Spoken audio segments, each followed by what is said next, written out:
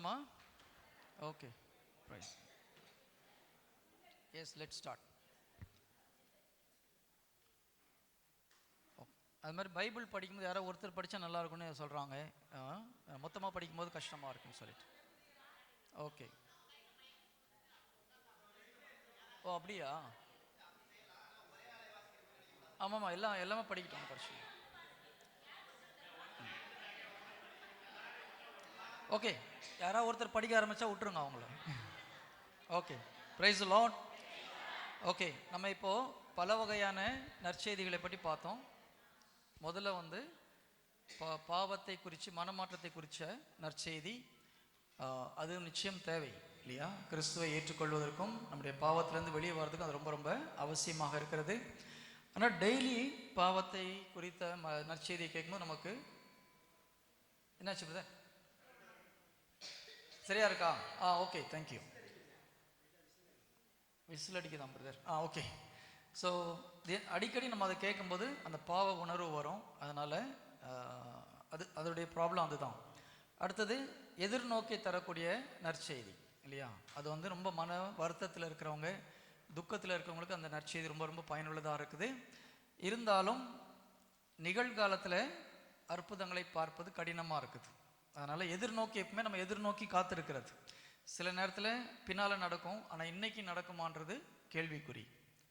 அதுக்கு அடுத்தபடியாக மூன்றாவது, சில நேரத்தில் என்ன பண்ணுறோம், நம்ம பழைய ஏற்பாட்டை ரொம்ப ஸ்ட்ரெஸ் பண்ணி பேசுகிறோம் இல்லையா? குறிப்பாக பழைய ஏற்பாடு என்ன சொல்லுது? ஆண்டோடைய கட்டளைகள்லாம் கடைபிடிச்சா உனக்கு ஆசீர்வாதம். அதுக்கு இப்போ புதிய ஏற்பாட்டில் அது கரெக்டா இல்லையா? புதிய ஏற்பாட்டில் ஒரு கட்டளை தான் சிஸ்டர். ஓகே, என்னுடைய கேள்வி ரொம்ப சிம்பிள். நீங்கள் ஒரு பாவத்தில் இருக்கிறீங்க, உங்கள் ஜெபம் கேட்கப்படுமா? ஓகே, எத்தனை பேர் கேட்கப்படும்னு சொல்கிறீங்க? ஓகே, எத்தனை பேர் கேட்கப்படாதுன்னு சொல்கிறீங்க? இங்கே 2 டீம் இருக்குது. எந்த டீம் மெஜாரிட்டின்னு பார்க்கலாமா? எப்படி சிஸ்டர்? ஓகே, இப்போது இயேசு கிறிஸ்து நிறைய பேரை குணப்படுத்தினார். எல்லாம் பாவ சிந்தனை பண்ண அப்புறம் குணப்படுத்துறாரா? பாவத்தில் இருக்கும்போதே குணப்படுத்தினாரா?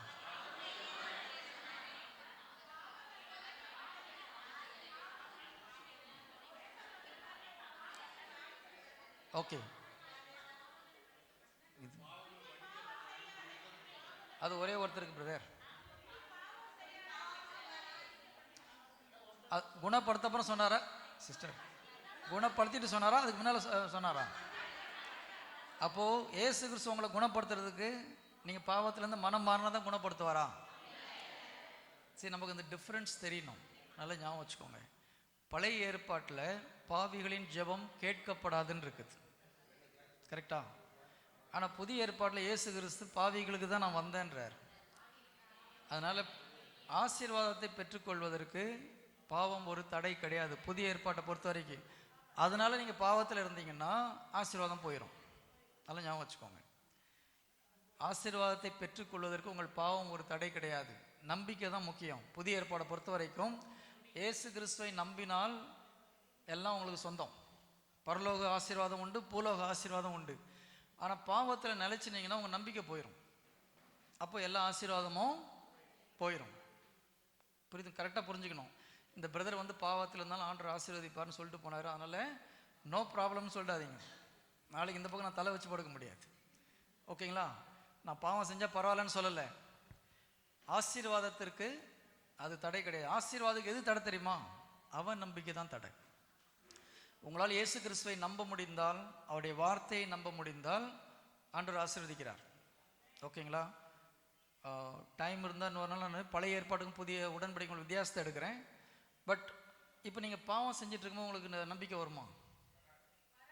நம்ம தொடர்ந்து பாவத்தில் இருக்கிறோம், நம்பிக்கை வருமா? போயிடும். புரியுதுங்களா?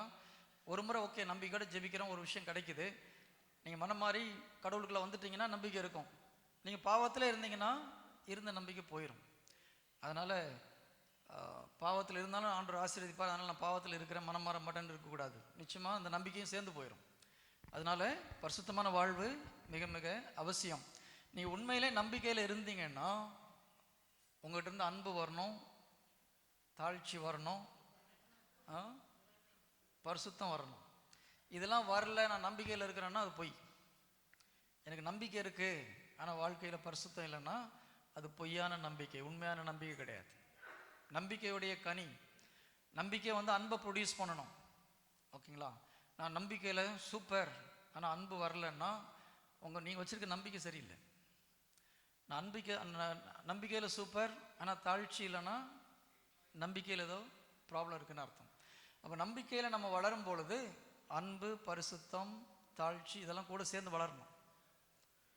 இல்லைன்னா நாம் வைத்திருக்கிற நம்பிக்கை கடவுள் சொல்கிற நம்பிக்கை கிடையாது. அதனால தான் புனித பவுல் என்ன சொல்கிறாரு, மலையை பெயர்க்கிற நம்பிக்கை உனக்கு இருந்தாலும் அன்பு இல்லைன்னா ஒலிக்கின்ற வெண்கலம் போல இருப்பேன்றார். ஓகே. ஆனால் இன்னொரு முக்கியமான விஷயம், அவர் புனித பவுல் சொல்கிற அன்பு மனித அன்பு கிடையாது. இங்கே 1 கொரிந்தியர் 13வது அதிகாரத்தில் அவர் அன்பை பற்றி சொல்கிறார். அந்த அன்பு கடவுளுடைய அன்பு. நீங்கள் ஒரிஜினல் லாங்குவேஜில் எடுத்து பார்த்தீங்கன்னா அகாப்பே லவ், கடவுளுடைய அன்பை பற்றி சொல்கிறார். அப்போது நம்பிக்கை கடவுளுடைய அன்பை உள்ளேருந்து வெளியில் கொண்டு வரணும். நான் மறுபடியும் சொல்கிறேன், கொஞ்சம் கேர்ஃபுல்லாக கவனிங்க. சரி, நம்ம எல்லாம் என்ன பண்ணுறோம், மனித அன்பில் அன்பு செய்கிறோம். மனித அன்பில் கணவன் அன்பு செய்கிறோம், மனித அன்பில் மனைவி அன்பு செய்கிறோம், மனித அன்பை கொண்டு பிள்ளைகள் அன்பு செய்கிறோம், மற்றவங்களையும் அன்பு செய்கிறோம். மனித அன்பு மாறக்கூடியது. ஒரு அடி வாங்கின உடனே அப்புறம் கொஞ்சம் தூரமாக இருக்கிறோம், ஒதுங்கி போகிறோம். இல்லைன்னா நல்லது செஞ்சு கெட்ட பேர் வாங்குறோம். எதுக்கு நம்ம செய்யணும்? மனித அன்பை கொண்டு இயேசு கிறிஸ்துவின் கட்டளைகளை நீங்கள் கடைபிடிக்க முடியாது. ஜீசஸ் என்ன சொல்கிறாரு, பழைய ஏற்பாட்டு கட்டளை எல்லாத்தையும் 2 கட்டளையில் அடக்க முடியும்னு சொல்கிறார் இல்லையா? என்ன 2 கட்டளை?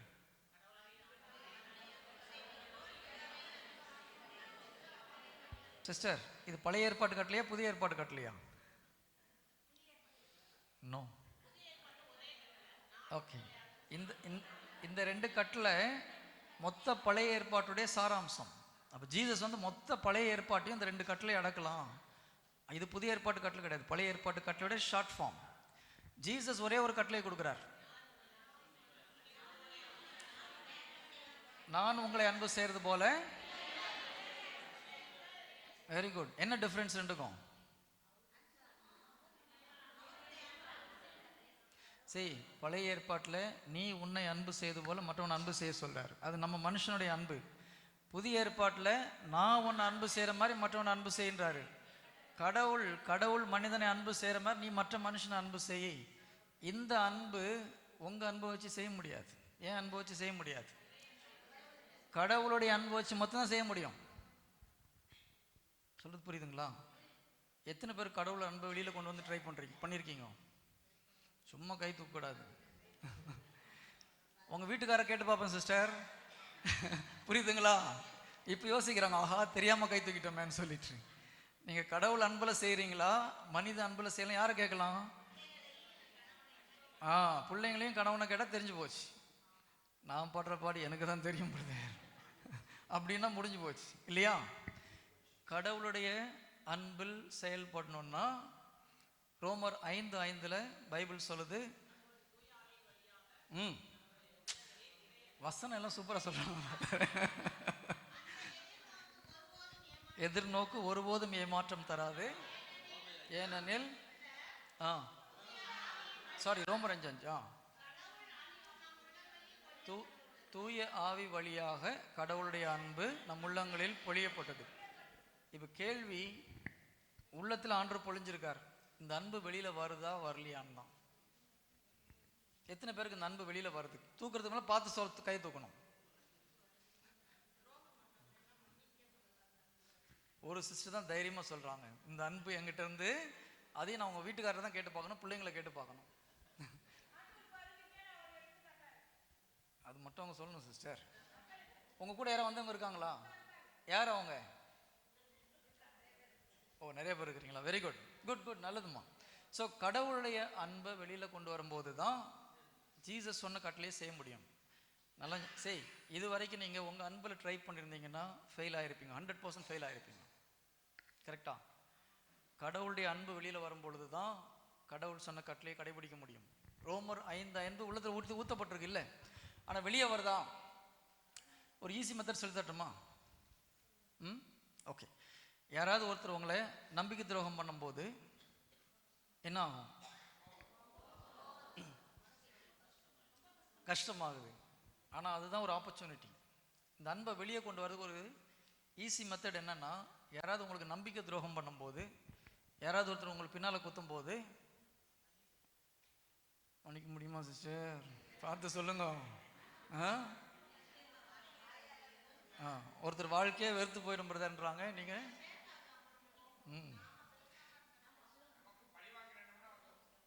வந்தால் தெரியும்.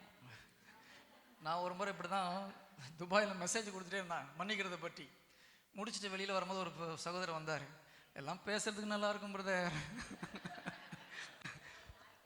அவங்கவுங்களுக்கு வந்து பார்த்தா தெரியும் பிரதர்னாரு. சரி, ஜோக் கிடையாது.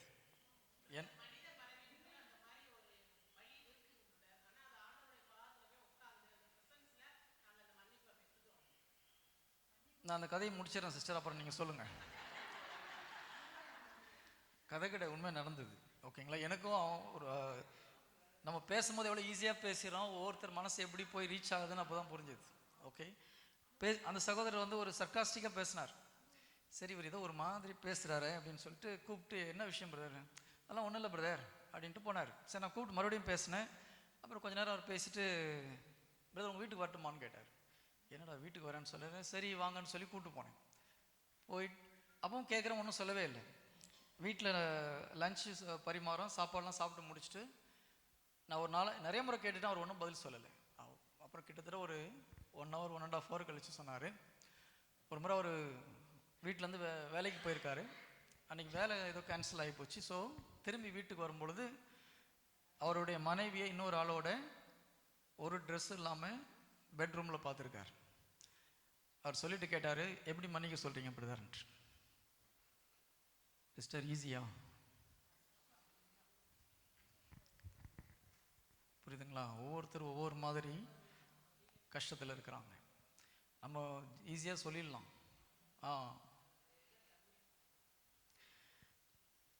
ஈஸி கிடையாது. சில விஷயங்கள்லாம் நம்ம பேசுகிறதுக்கு ஈஸியானா அனுபவிக்கிறீங்களா அதனுடைய வேதனை என்னன்னு புரியும். எனக்கு உண்மையில் பதில் சொல்ல முடியல. அந்த இடத்துல மன்னிச்சிருக்கேன்னு சொல்ல முடியுமா? ஸோ உண்மையிலே ஒரு 5 minutes எனக்கு வாயிலேருந்து வார்த்தை வரல. நான் உள்ளுக்குள்ளே ஜாம் பண்ணிகிட்டே இருந்தேன். ஆவியானவரே என்ன பேசுகிறேன்னு தெரியல. அப்படியே ஒரு சைலன்ஸ். அப்புறம் ஒரு 5 minutes கழித்து என்னமோ பேசினேன். என்ன பேசுனேன் எனக்கு ஞாபகம் இல்லை. ஒரு 10-15 நிமிஷம் பேசினேன். அவர் போயிட்டார்.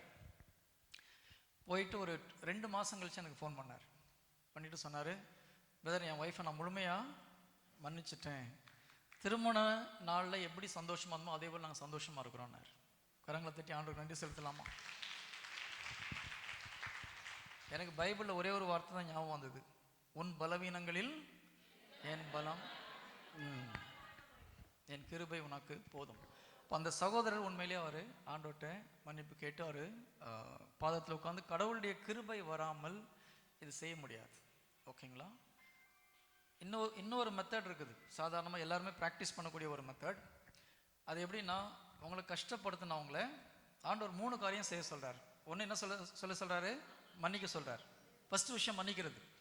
நான் முதல்ல சொன்ன மாதிரி உங்களால் மன்னிக்க முடியாது, இயேசு கிறிஸ்து நாமத்தில் மன்னிக்கிறேன்னு சொல்லணும்.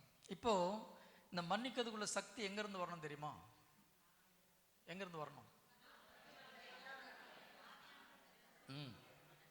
கல்வாரியிலேருந்து வரணும். ஓகேங்களா? நம்மளுக்கு எல்லா கிருபையும் இயேசு கிறிஸ்து கல்வாரியில் பெற்று கொடுத்த வரங்கள் தான். எப்போ அவரை ஒரு பாவமும் செய்யாத இயேசு கிறிஸ்துவை சிலுவையில் அடித்து அவ்வளோ அவமானப்படுத்தும் போது ஜீசஸ் என்ன சொல்கிறாரு? அந்த ஜெபத்தினால நமக்கு கிடைச்ச கிருபை தான் இந்த மன்னிக்கக்கூடிய ஒரு கிருபை. நம்முடைய ஒவ்வொரு பலவீனத்திலும் அவர் செய்த தியாகம் தான் நம்மளுக்கு பலமாக வரப்போகுது. அப்போ நீங்கள் என்ன சொல்லி ஜெபிக்கணும்?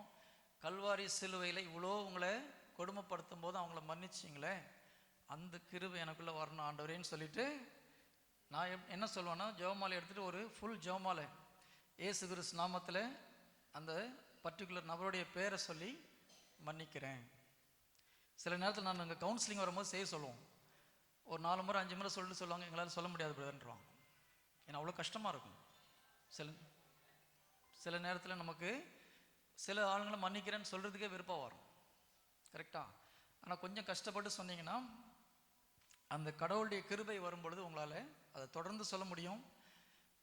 இப்போது நல்லா கவனிச்சுக்கோங்க, உண்மையிலே என்ன நடக்குது தெரியுமா? ஆவிக்குரிய உலகத்தில் உங்களுக்கு யாரோ ஒருத்தர் உங்களை முதுகில் குத்தும்போது உங்கள் இருதயத்தில் குத்துறாங்க, கரெக்டாக?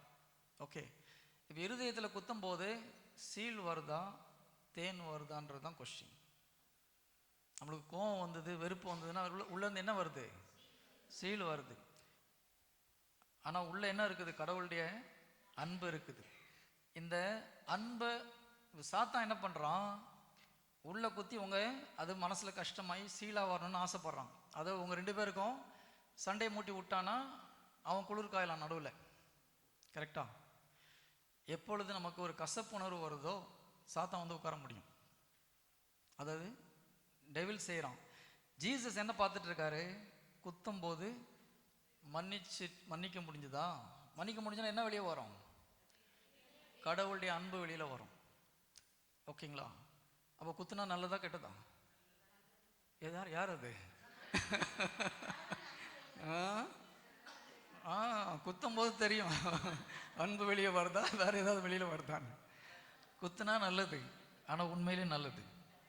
எந்த ஒரு கடவுளுடைய ஊழியரும் புனிதரும் இந்த குத்து வாங்காமல் கடவுளுடைய அன்பை வெளியில் கொண்டு வந்தது கிடையாது. நீங்கள் எந்த புனிதருடைய வாழ்க்கையை எடுத்து பாருங்கள், இந்த சுச்சுவேஷனை கிராஸ் பண்ணாமல் யாரும் புனிதரானது கிடையாது. புனிதர் வேணாம், ஒரு குருவானவரே கேட்டு பாருங்க, அவரே சொல்லுவார். இந்த ஒரு நம்பிக்கை துரோகம், மனசு கஷ்டப்படுறதெல்லாம் இதை எப்போ முழுமையாக மன்னிக்க முடியுதோ அப்போ தான் அடுத்த ஸ்பிரிச்சுவல் ஸ்டெப்புக்கு நம்ம போகிறோம். ஓகேங்களா? அப்போ ஃபஸ்ட்டு ஸ்டெப் என்ன பண்ணணும்? இயேசு கிறிஸ்து நாமத்தில் இவரை மன்னிக்கிறேன். அடுத்தது இயேசு கிறிஸ்து நாமத்தில் அவரை அன்பு செய்கிறேன். 3வது ஒன்று செய்ய சொல்கிறார் ஆண்டவர். என்னது? அவங்களுக்காக ஜெபிக்கணும். இயேசு கிறிஸ்து நாமத்தில் அவரை நான் ஆசீர்வதிக்கிறேன். ஆண்டவரே நல்ல உடல் நலத்தை கொடுங்க, நல்ல மனசை கொடுங்க, அவரை மோட்சத்துக்கு வந்து சேரட்டும். என்னென்னலாம் உங்கள் மனசில் நல்லது தோணுதோ சொல்லி ஜெபிக்கணும். இதுவும் ஈஸி கிடையாது. ஃபஸ்ட்டு கொஞ்சம் கஷ்டமாக இருக்கும். ஆனால் ஒரு வாரம் 2 வாரம் பண்ணிட்டீங்கன்னா அதுக்கப்புறம் உங்களால் அந்த கிரேஸ் உள்ளே வரும். கடவுளுடைய அன்பு ஸ்லோவாக வெளியில் வர ஆரம்பிக்கும் பொழுது உங்களால் ஈஸியாக அவரை மன்னிக்க முடியும். எதனால் மன்னிக்க முடியுதுன்னா கடவுளுடைய அன்பு வெளியில் வருது. கடவுளுடைய அன்பு வெளியில் வர்றதுக்கு இது ஒரு முக்கியமான ஒரு ஸ்டெப்ஸ். இதை செஞ்சிங்கன்னா கடவுளுடைய அன்பு வெளியில் வரும். இந்த அன்பை வச்சு யாரை வேணால் மன்னிக்க முடியும். கடவுளுடைய அன்பை வைத்து யாரை வேணால் மன்னிக்க முடியும். அப்போ அடி வாங்குறது நல்லதா கெட்டதா? வாங்கணுமா? சிஸ்டர், அடுத்த வாரம் வேற மாதிரி சொல்லக்கூடாது. வீட்டுக்கு போனோன்னு அடி வாங்கணுமா கொடுக்கணுமா? சரி ஓகே. சரி, இந்த அன்பு வெளியில் வரும்போது நிறைய இடத்துல வீட்டுக்காரருக்கு ஒய்ஃப்லாம் மாறிடுவாங்க.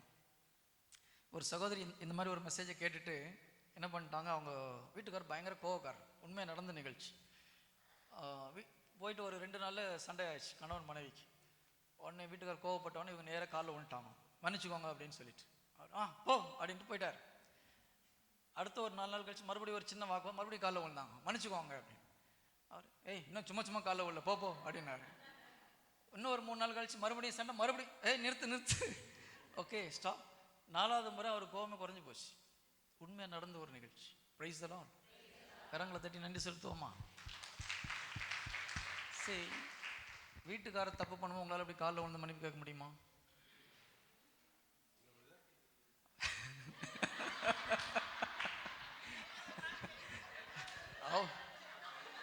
இல்லை ஒரு முறையாவது நான் கேட்டுக்கிறேன்றாரு அவரு.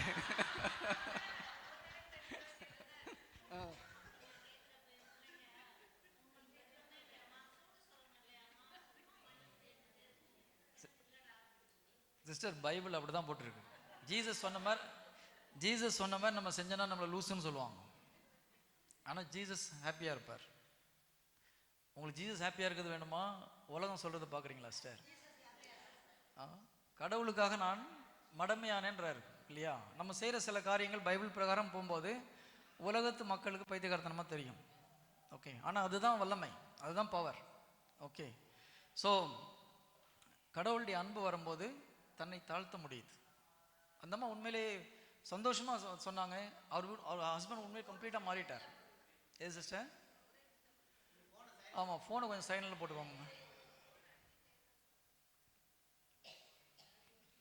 ஓகே, நம்ம பல வகையான மெசேஜை பற்றி இப்போ சொல்லிட்டு வந்தோம். முதல்ல வந்து ரிப்பெண்டன்ஸ்க்கான மெசேஜ், பாவத்தை பற்றிய மெசேஜ். அடுத்தது எதிர்நோக்கை குறித்த மெசேஜ். அடுத்தது பழைய உடன்படிக்கையை பற்றி சொல்லிட்டு புதிய உடன்படிக்கையை அப்டேட் பண்ணாமல் நம்ம விட்டுறோம். புதிய உடன்படிக்கையில் மிக மிக முக்கியமானது நம்பிக்கை. புரியுதுங்களா? ஜீசஸ் ஒரே ஒரு இடத்துக்கு தான், ஒரே ஒரு விஷயத்துக்கு தான் அப்போஸ்தலர்கிட்ட கோவப்படுறார். எதுக்காக கோவப்படுறார்?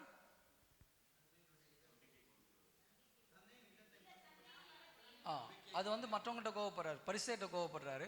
சீடர்கிட்ட கோவப்படுறது யாரோ ஒருத்தர் சீடர்களிடம் இயேசு கிறிஸ்து எதற்காக கோபித்துக் கொண்டார்? பாடுகள். ஓகே, அது கரெக்ட். Okay, very good. ஜெபிக்கணும்னு சொல்றாரு. பிதாவுடைய திட்டத்துக்கு விரோதமாக பேசக்கூடாதுன்னு சொல்றாரு. இன்னும் ஒரு விஷயத்துக்கு அதிகமாக திட்டுறாரு.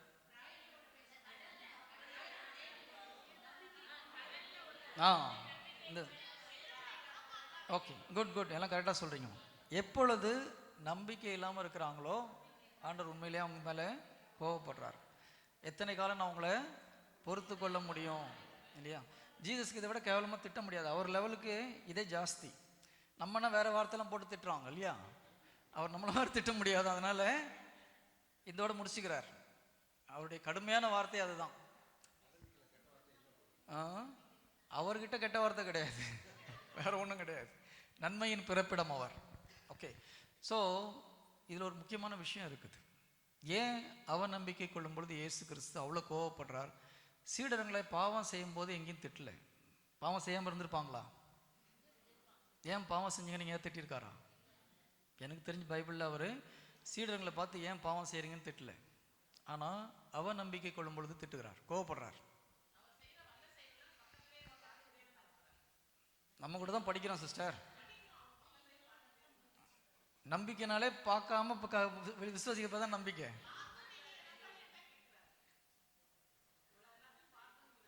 சிஸ்டர், நம்பிக்கை